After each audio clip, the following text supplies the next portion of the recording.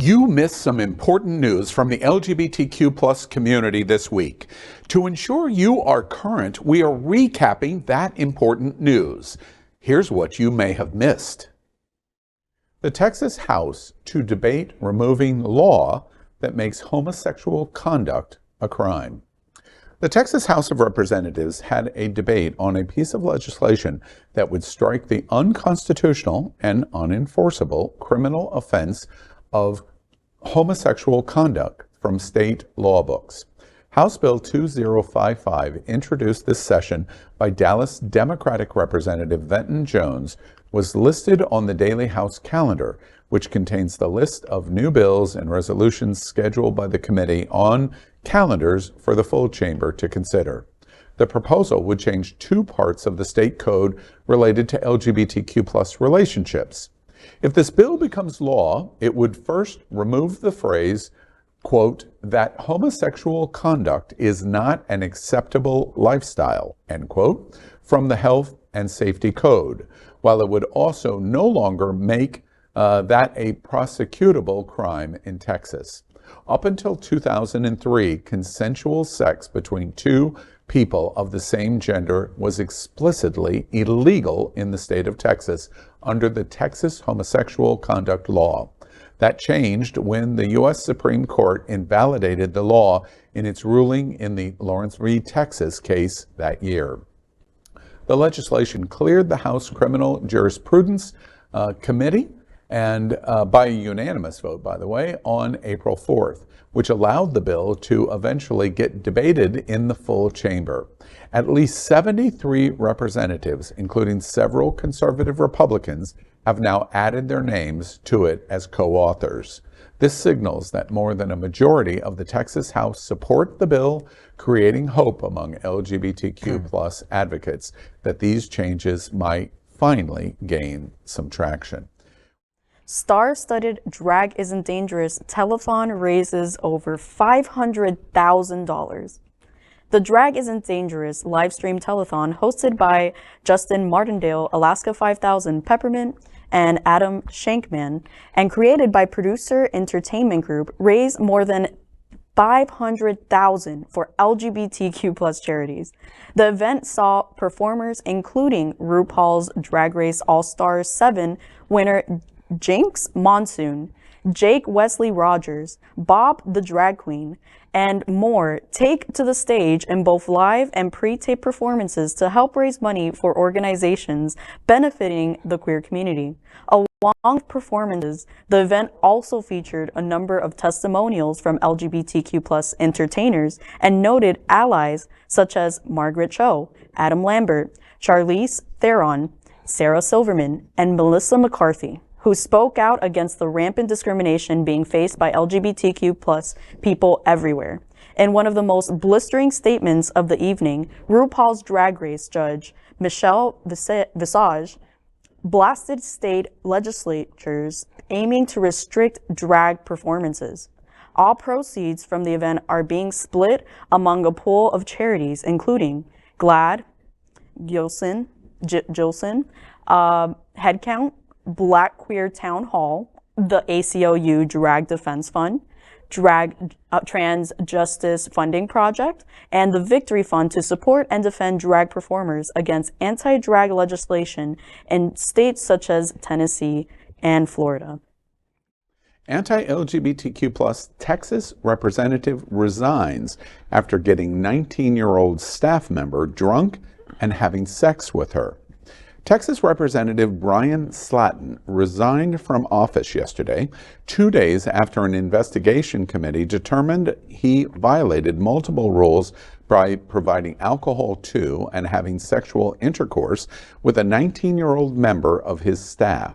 Slaton, a Republican in his second term representing Royse City, a suburb northeast of Dallas, quickly established a reputation in the legislature as a conservative bomb thrower. He filed or supported legislation to ban drag shows and to oppose transgender rights. He did not address the findings against him in his resignation letter to Governor Greg Abbott. His resignation comes a day before Texas House members are scheduled to vote to expel Slaton on a recommendation from the Chamber's General Investigating Committee. On Monday, Representative Andrew Murr, who heads the investigating committee, said he will go through with Tuesday's vote because by resigning, Slaton stays in office until his successor is elected. Murr's committee found that on 3 occasions, Slaton violated the House personnel and personal drug and alcohol policy by providing alcohol to an underage person, and that Slaton harassed the aide by showing her an email from an unknown person that he likely fabricated and that revealed information about the sexual encounter. Desantis proves it's not grooming, woke, trans, or drag queens. It's about erasure of queer existence. Some parents and citizens may have a valid concern about gender matters and transgender issues with children in elementary schools and unfairly in sports. But there seems to be a wave of extreme conservatism recently that is totally anti-gay, as evident in social media and even in government with people like Congresswoman MTG. Can you say here today you support more mainstream human rights like gay marriage and sexual orientation of adults? Yes or no? So there's a lot in that. I don't know where you're necessarily going, but look, what we've done with the schools is say, you know, it's inappropriate to be having these students exposed to curriculum about things like transgender ideology. It's wrong for teachers to probe their sexuality, but that's just saying what's appropriate for education. And we want to focus on the basics. We want math, we want science, we want reading, we want writing, we want arithmetic, we want all those things. And that's really what, all that other stuff in terms of what people are saying, I don't know. I could just tell you what we're doing in the state of Florida. Yes, ma'am. A reporter recently asked Florida Governor Ron DeSantis if he supported more mainstream human rights like gay marriage and sexual orientation of adults, and DeSantis refused to give a yes or no answer. Instead, DeSantis gave a roundabout answer in which he defended Florida's law banning discussions of LGBTQ+ issues in public schools through 12th grade.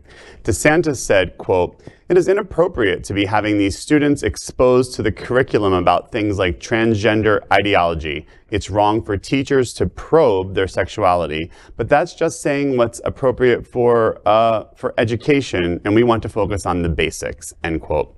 But the reporter reiterated to DeSantis that they were asking about adults, not children. DeSantis ignored the clarification and called on another reporter. The governor has supported several anti-LGBTQ+ policies under the guise of protecting children from sexualization, but the non-answer suggests he's also unwilling to support the rights of LGBTQ+ adults.